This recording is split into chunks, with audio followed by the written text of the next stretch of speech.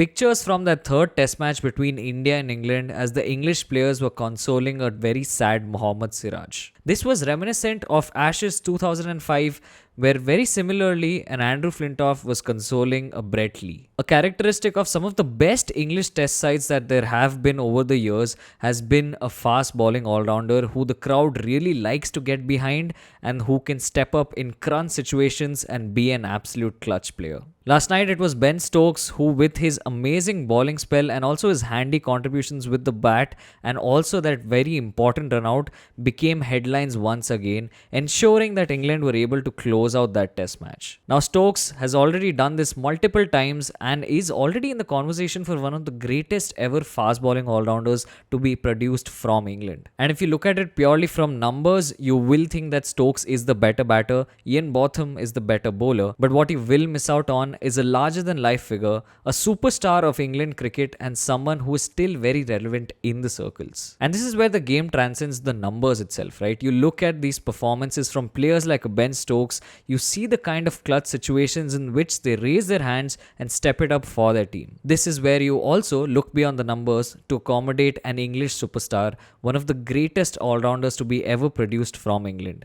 Andrew Freddy Flintoff. The story of Andrew Flintoff is one of the biggest what-ifs in England cricket, but at the same time was also a very great what was. Here's a man who throughout his career rallied around his English troops and it seemed like nothing could go wrong when he was at his best. A man plagued by injuries throughout his entire career, but a 6 feet 4 frame sending down scary thunderbolts at 145 clicks, Andrew Flintoff was absolute box office. But before we get into all of this and why Andrew Flintoff was as great as he eventually became, hit that subscribe button. From a very early age, it already did seem like Andrew Flintoff was destined for bigger things in cricket. He was always a sporty kid playing multiple sports, but right from the under 11s is when he was already representing Lancashire when it came to cricket. From there, he graduated to the under 15s and eventually the under 19s, and from there he even went on to lead the young England Lions, the under 19 setup in a multiple youth tests. In fact, he was so young when he was playing for England's under 19 setup that he was there for a good 2.5 years before moving on to the senior men's team. Even up until this point, Flintoff had been a story of a lot of promise but not of as much performance.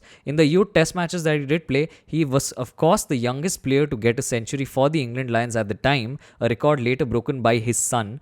But apart from that, his numbers were mostly ordinary, with him getting just 22 wickets in his stay with the youth test team. He had just one fifer which he in fact got in his very first youth test, and apart from that he averaged just 20 with the bat as well as the ball. Flintoff's selection even to the England test team was more based on the potential and the promise that he had as compared to the performances that he had put in. In fact, very early on, this is also evident in the first few test matches where he played, where he struggled to put in performances with the bat, but also with the ball he was all over the place. But something that a lot of people don't realize is at the same time where he was struggling to perform, there was also a lot of pressure of expectation from this young man. Right from his first test series, he was already drawing comparisons to the great Sir Ian Botham because of the simple fact that he was a tall all-rounder who could ball fast. In fact, the comparisons were so rampant that even in the end of his first series, he was already labelled by the British media as the new Botham. Flintoff's numbers were ordinary for his first 10 test matches. In fact, his performances in these 10 tests were so bad that he'd only picked up 9 wickets and his highest score was not even a 50, it was just 42. When you consider all of this, and especially if you look at the modern outlook on cricket,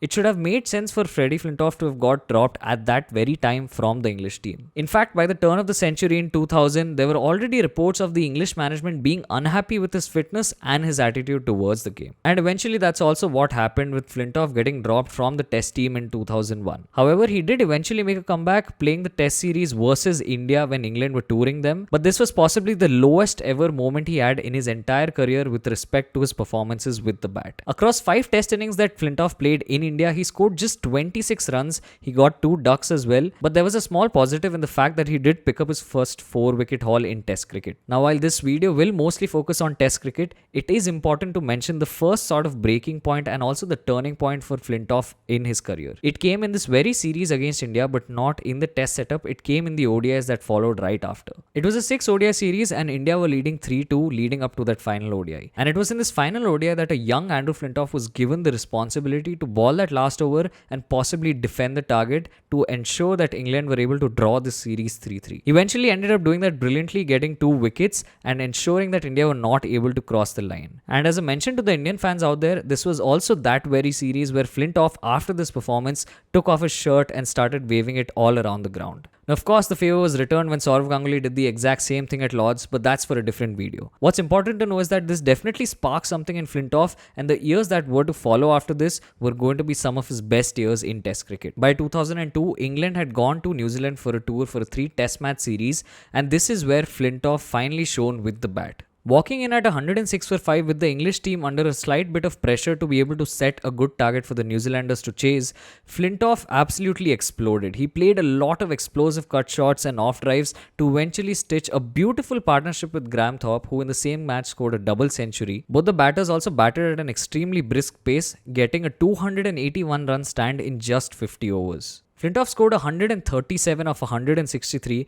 By the standards of that time, this was an extremely quick knock, decorated with 23 fours and 3 massive sixes. It had taken him long enough. In fact, this was his first Test century that came in his 13th Test match, and eventually the series was a good one for him, with him averaging 40 with the bat and also picking up 9 wickets at 34 across the 3 Test matches. Now, while this was the first real glimpse of the promise that he'd shown, of the bottom-like comparisons that he'd drawn, Flintoff still went on to have a very average rest of 2022, as across the 6 Tests that he played after, he scored just 141 runs and got just 11 wickets in this period. However, England still continued to persist with Andrew Flintoff because more than his skills, he was also acquired the character, and his energy was really good, something that the English team at the time definitely required. At this point, having played 20 odd Test matches and also having some white ball experience, Flintoff was finally starting to come into his own, and this was reflected through the immense peak that he was about to have in his Test career.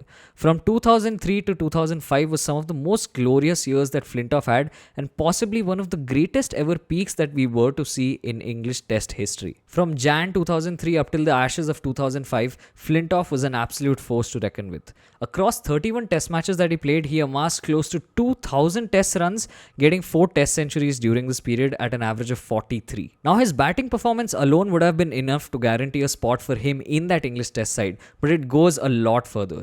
In these 31 Test matches, he picked up a whopping 110 Test wickets at a bowling average of just 27. He also picked up 2 fifers during this period and was also the only player at that point in Test cricket in that period to have the double of 1,500 plus runs and 50 plus Test wickets. And here's the thing, right? With a lot of players, they might be having peaks or they might be performing extremely well, but it's not something that might necessarily reflect on the kind of performances that their team as a whole is putting in Test cricket. With Flintoff, it was a completely different case. Every time that Flintoff did well, invariably it would be in situations where England needed him to step up, and more importantly, most of these games translated to victories. It is no coincidence that England's golden period in the 2000s when it came to Test cricket coincided with the peak of Andrew Freddy Flintoff. It was a period that saw Flintoff get 3 Man of the Series awards, but even apart from that, England during this period won 18 Test matches. They also went on to draw 8 Test matches and lose just 5 Test matches across a 2.5 year period. What's also interesting is that for one whole year, England did not lose a single Test match. It was in 2004 where England not only did not lose any Test match, but also had an 8-match continuous Test winning streak. And if that in itself is a very big thing, another thing to take note of is that during this 8 Test win period, when England were playing Test series versus New Zealand and West Indies, for the 7 Test matches in this period, Flintoff had a score of 50 plus in each of these 7 Test matches. Flintoff at home especially was an absolute powerhouse to reckon with. Just to give you an insight into how he performed at home during that 2004 season, here are his Test scores. He scored 63, 94, 54, 5, 6, 58, 167, 27, 57 not out and 72 during this period. And by this point, Flintoff was everywhere. He was amongst the runs, he was amongst the wickets, he was a part of the leadership group, he was rallying his troops all around, he was all over England, he was on commercials, and basically he had become a superstar by this point. The awards also kept flowing in, with him getting Man of the Series awards through this period and him also being named the Wisden Cricketer of the Year for 2004. While the 2 years that Flintoff had were extremely incredible, it was once again, as is the case with a lot of English cricketers and English teams, the build up to one of the biggest series that they play, and that was the Ashes of 2005. It was interesting for multiple reasons, right? Firstly, Andrew Flintoff was in an absolute purple patch, but even beyond that, he'd had a really long, grueling home season. Here's a man who already was being plagued by a few injuries around his knees and ankles, and this is also why he had already missed out on a previous Ashes series. Flintoff once again flew home just before the Ashes series in 2005 to get surgery on his left ankle.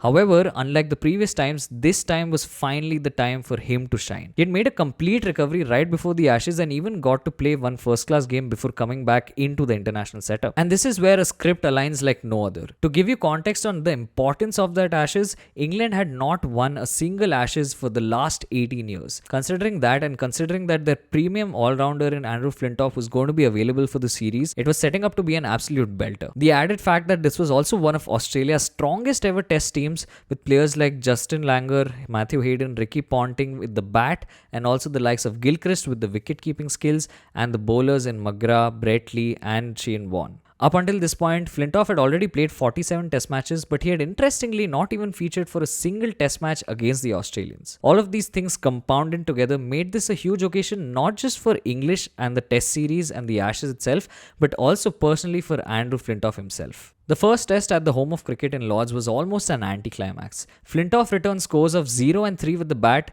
While he did pick up 4 wickets, Australia went on to comfortably win that game of cricket, and it looked like it was going to be the same old story. As an English fan, it once again felt like the Australians would take home the Ashes and it would be the same story all over again. Flintoff, however, had different plans. From here, not only was he going to consistently get wickets, but this was also the final test match in that series where he would not score at least 50 runs in a single game. The second test at Edgbaston was an absolute cracker of an event. With England coming in 1 down in that test match, all was to play for, and Freddie Flintoff was ready to give it his all. Flintoff exploded in that first batting innings. Coming in at 187 for 4, he scored 68 of just 62 deliveries, sticking in and scoring a beautiful partnership with Kevin Peterson. They added 103 for the 5th wicket to ensure that England reach a formidable total. He then stood up with the ball, cleaning the tail to ensure they did not get any unnecessary runs, eventually getting a 3-wicket haul in that first innings. From there, England were already in a dominant position, but once again, as was characteristic of that English side against Australia, they found a way to put themselves under pressure. They were 31 for 4 trying to set a target for the Australians, and that's when Andrew Flintoff walked in once again. With the pressure of expectation already on him, Flintoff stepped up to the occasion. He scored a quick-fire counter-attacking 73 and in fact was the only batter in that innings to score 30 plus for England. He beautifully countered the partnership of Shane Warne as well as Brett Lee to ensure that England get to a sizable total. He ensured that Australia were chasing in excess of 182 to be precise, and this is one of the most famous test matches that ever happened. From there, it was a tricky chase for the Australians, and Andrew Flintoff very importantly got the wickets of Langer and Ponting up front before coming back and taking wickets at the tail. Eventually, with Australia being in touching distance with their last 3 batters adding 104 runs, it looked like England were set to lose that test match, but however, it worked out for them with Steve Harmison getting that final wicket, getting Michael Kasparowicz out, and so England went on to draw the test series 1-1. For his match-saving knocks in both of the innings, getting 141 runs aggregated in that test match and picking up 7 wickets, Flintoff was rightfully named the man of the match. And this was the first of many performances that he would go on to put not only in the Ashes but also later on against the Australians. As part of English folklore, this was also coined Fred's Test Match by Michael Vaughan. The third Test match in Manchester once again was anticlimactic, ending in a draw, but with Flintoff once again contributing 50 runs with the bat and picking up 5 wickets. The fourth Test match at Trent Bridge was where Flintoff shone once again with the bat. Here he got a first inning century, scoring 102 of just 132 deliveries and putting England in very dominant position. And for a change, England were really dominant, able to get Australia to follow on, but Australia retaliated very well in their third innings. England were chasing around 120 and once again put themselves in a situation with them being 57 for 4.